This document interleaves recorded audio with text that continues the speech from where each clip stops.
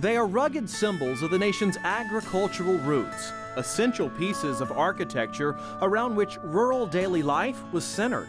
The barn is a masterpiece sitting out there.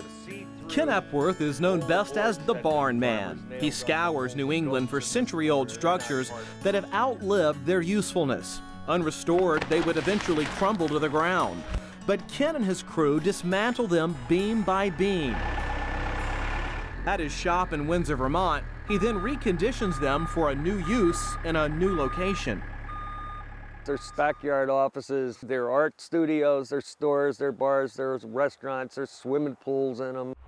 250 years ago, there were thousands of dairy farms and their requisite barns all across Vermont.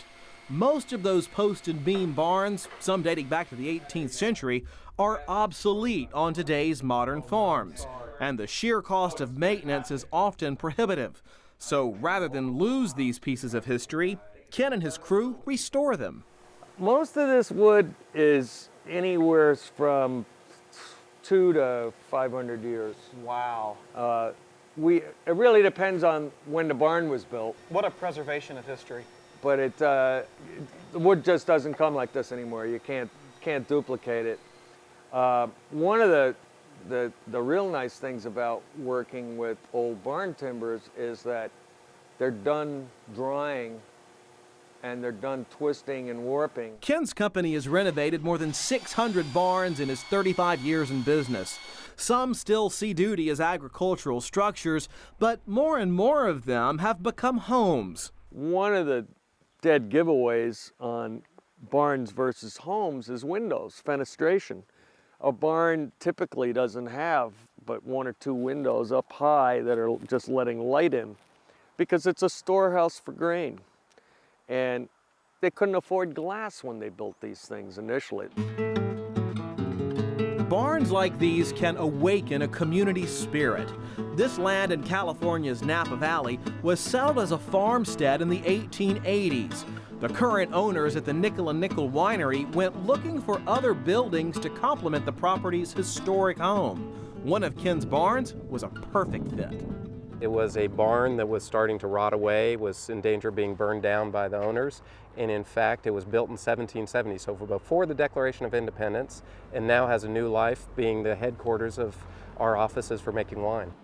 But history has its price.